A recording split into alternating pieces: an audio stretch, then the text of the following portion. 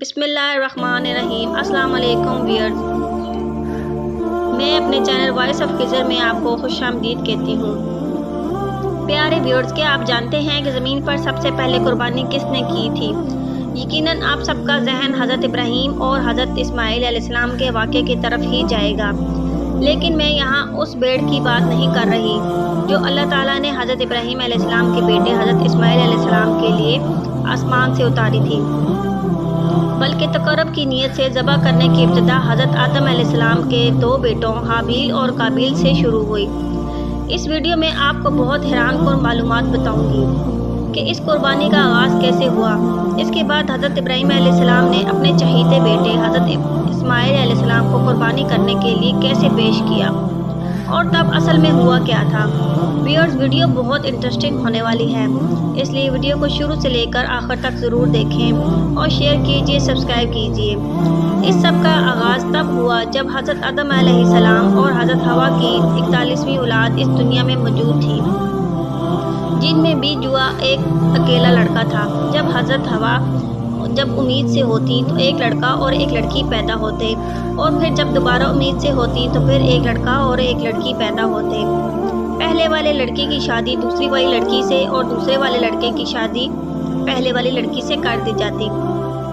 लेकिन जब हाबील और काबील की पैदाइश हुई तो वो दोनों एक लड़की के लिए झगड़ते रहे जो इन सब में खूबसूरत थी।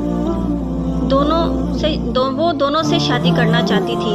हज़रत आदम अलैहिस्सलाम ने अकवीमा की शादी हाबील से और यहूदा की शादी काबील से करना चाही, मगर काबील ने यहूदा से शादी करने से इनकार कर दिया, क्योंकि वो इनमें से अकवीमा से शादी करना चाहता था, क्योंकि वो यहूदा से ज़्यादा खूबसूरत थी। हज़रत आदम अलैहिस्सलाम ने ना सिर्फ इनके वालिद थे बल्कि एक पैगंबर भी थे। उन्होंने ये सारे मामले को अल्लाह पर छोड़ने का फ़ैसला किया। तो हज़रत आदम अलैहिस्सलाम ने अपने दोनों बेटों से फरमाया, इसके लिए तुम्हें अल्लाह की राह में कुर्बानी करना पड़ेगी। तो उन्होंने अल्लाह के हज़ूर कुर्बानी पेश की। हाबील ने उम्दा दुम्बा कुर्बान किया और काबील ने कुछ गला पेश किया। उस वक्त कुर्बानी कबूल होने की अलामत ये थी कि आसमान से एक आग आकर कुर्बानी को खा लेती। चनाचे हाबील की राह कुर्बानी को आग ने आकर खा लिया। काबील की कुर्बानी वहीं पड़ी रह गई। यूँ वो कबूलियत से महरूम होके और हाबील का दुश्मन बन गया, उसे कत्ल करने की धमकियां देने लगा। हाबील ने उसे समझाया कि अल्लाह के फैसले की नाफरमानी ना करो, वरना तुम इस तरह बहुत ही अजीम सज़ा के मुस्तहिक हो जाओगे। लेकिन काबील ने एक ना सुनी, और एक रात जब हाबील सो रहा था तो काबील ने आकर एक बड़ा पत्थर उठाकर हाबील के सर पर दे मारा, जिससे हाबील की मौत हो गई। याद रहे कि काबील ने जो दुम्बा कोई सफ़ा पर अल्लाह की राह में पेश किया था और जिसकी कुर्बानी अल्लाह ताला ने कबूल कर ली थी, जब वो वापस आप इस दुम्बे के बारे में जानेंगे तो इसके साथ हुआ क्या था, आप हैरान रह जाओगे। लेकिन ये सब जानने से पहले हज़रत इब्राहीम अलैहिस्सलाम के बारे में जानना बहुत ज़रूरी है। उन्होंने जो कुर्बानी की थी वो कैसे की। हज़रत मोहम्मद सल्लल्लाहु अलैहि वसल्लम के दादा अब्दुल मुत्तलिब कुरैश मक्का के रहनुमा और बनु हाशिम के सरदार थे। आपने मुख्तलिफ औकात में 6 शादियाँ की थी और आपकी औलाद की तादाद 20 थी। हज़रत अब्दुल मुत्तलिब ने ये मन्नत मांगी थी कि अगर इनके 10 बेटे हों और बड़े बेटे होकर कुरैश की हिफाजत करें तो उनको रज़ाए इलाही के लिए बैतुल्लाह के पास ज़बह करेंगे। जब इनकी मन्नत पूरी हो गई तो उन्होंने अपने बेटों को जमा किया और अपनी मन्नत के खबर देकर मन्नत पूरी करने को कहा। इन सब ने वालिद का हुक्म माना और कुरानदाजी में इन बेटों के कुरा डाला गया तो हज़रत अब्दुल्ला का नाम निकला। हज़रत अब्दुल मुत्तलिब इन्हें ज़बह करने के लिए हरम ले आए। कुरैश ने इनसे दरख्वास्त की कि इनको ज़बह ना कीजिए जब तक आप मजबूर ना हो जाएं। अगर आप ऐसा करेंगे तो हर शख्स अपने बेटे को लाएगा और उसको ज़बह करेगा। लेकिन हज़रत अब्दुल मुत्तलिब ने कसम खाई थी और वो पीछे नहीं हटना चाहते थे, इसलिए ये तय हुआ कि हज़रत अब्दुल्ला के बदले 100 ऊँट कुर्बान किए जाएंगे। तब हज़रत अब्दुल मुत्तलिब ने सफ़ा और मरवा के दरमियान ऊँटों को ले जाकर कुर्बान कर दिया। हज़रत अब्दुल मुत्तलिब से पहले शख्स थे जिन्होंने एक जान का बदला 100 ऊँट दिया, जिसके बाद कुरैश और अरब में भी यही दस्तूर हो गया। आप सल्लल्लाहु अलैहि वसल्लम ने भी इसे बरकरार रखा।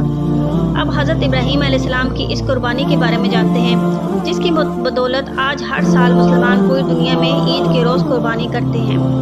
حضرت ابراہیم علیہ السلام نے ذی الحج کی 8ویں رات ایک خواب دیکھا، جس میں کوئی کہنے والا یہ کہہ رہا تھا، بے شک اللہ تمہیں اپنے بیٹوں کو ذبح کرنے کا حکم دیتا ہے۔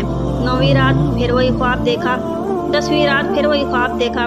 دیکھنے کے بعد آپ نے صبح خواب پر عمل کرنا یعنی بیٹے کی قربانی کا پکا ارادہ فرما لیا۔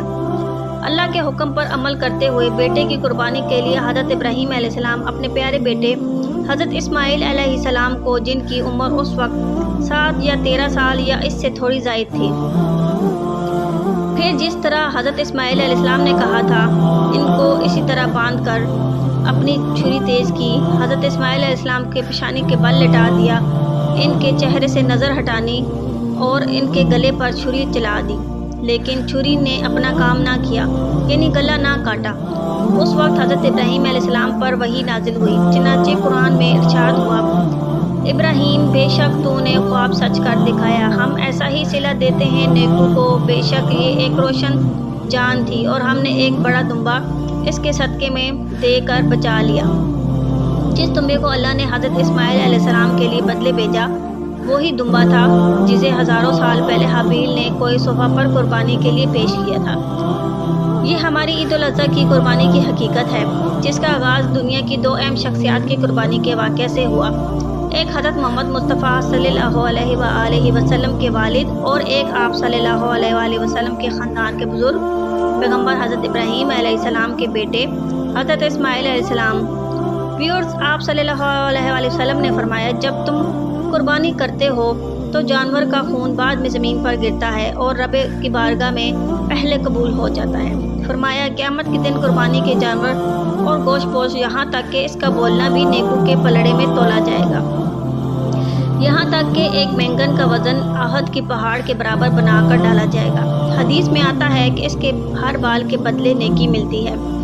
آپ صلی اللہ علیہ وآلہ وسلم نے فرمایا، جس پر قربانی واجب ہے اور وہ جان بوجھ کر قربانی نہیں کرتا وہ ہماری عیدگاہ کے قریب نہ آئے۔ اس قدر آپ صلی اللہ علیہ وآلہ وسلم اس بندے سے ناراض ہوتے ہیں۔